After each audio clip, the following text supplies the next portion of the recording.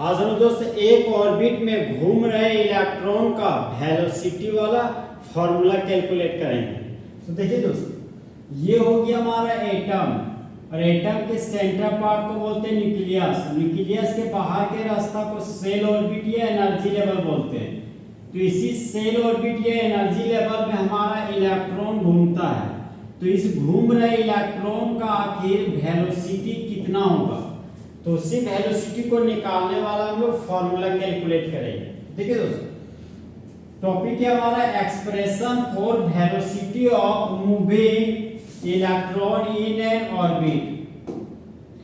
एक ऑर्बिट में घूम रहे इलेक्ट्रॉन का वेलोसिटी के लिए फॉर्मूला।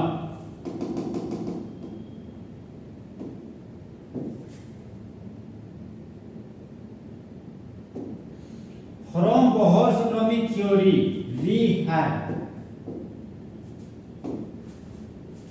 बोहर्स एटॉमिक थ्योरी से हम लोग के पास है एक झकास फॉर्मूला। फॉर्मूला है हमारा दोस्त mvr बराबर nh बटा 2 पाई, जहां पर m है हमारा मास ऑफ इलेक्ट्रॉन, इलेक्ट्रॉन का मास, v हमारा दोस्त वेलोसिटी ऑफ इलेक्ट्रॉन, r है हमारा रेडियस ऑफ ऑर्बिट, n है हमारा ऑर्बिट नंबर, h है हमारा प्लेन्स कांस्टेंट, और पाई का वैल्यू हमारा 3.14। देखिए दोस्त, हमको वेलोसिटी निकालना है। तो वेलोसिटी बराबर हो गया, ऊपर में nh था तो यहाँ पर लिख दिए nh, बटा में 2 पाई था तो यहाँ पर लिख दिए 2 पाई, और ये mr इस 2 पाई के पास आ गया तो बन गया 2 पाई mr। यहाँ पर इसको मानिए इक्वेशन नंबर 1।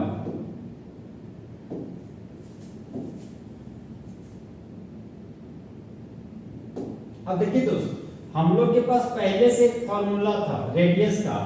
रेडियस बराबर होता है n स्क्वायर h स्क्वायर बटा 4 pi square mz e square. इसको हम लोग इक्वेशन नंबर 2 मान रहे हैं, जहां पर r का मतलब हो गया दोस्त रेडियस ऑफ ऑर्बिट। ऑर्बिट के रेडियस को हम लोग स्मॉल r से दिखाते हैं। n हो गया ऑर्बिट नंबर, कक्ष की संख्या या कोस की संख्या, h हमारा प्लेन्स कांस्टेंट, पाई का वैल्यू 3.14, m है हमारा इलेक्ट्रॉन का मास, z है परमाणु संख्या, e है हमारा इलेक्ट्रॉन का चार्ज। अब देखिए दोस्त, इक्वेशन 1 और इक्वेशन 2 से हम लोग लिख सकते हैं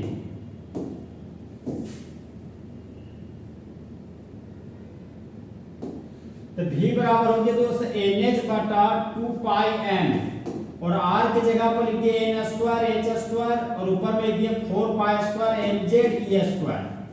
तो वेलोसिटी ऑफ nth ऑर्बिट देखिए दोस्त, यहाँ पर 2 था तो 2 दूना 4, 1 पाई पाई स्क्वायर था तो 1 पाई, इस 1 पाई को हटा दिया, n स्क्वायर था तो 1 n, इस n को हटा दिया, h का स्क्वायर तो 1 h, इस स्क्वायर को हटा दिया, m है तो ऊपर में भी m है तो ये m हो गया हमारा कैंसल आउट। इन सारे वैल्यू को कैलकुलेट करने पर जो फॉर्मूला आ रहा है वो फॉर्मूला हमारा वेलोसिटी ऑफ nth ऑर्बिट बराबर 2 पाई z e स्क्वायर बटा nh।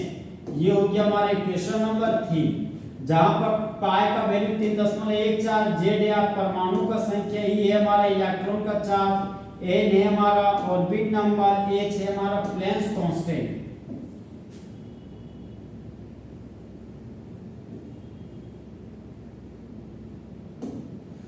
इक्वेशन 3 हमारा दोस्त जरूरी एक्सप्रेशन है वेलोसिटी के लिए, माने वेलोसिटी निकालने का फॉर्मूला के लिए आपको जरूरी एक्सप्रेशन हमारा ये है।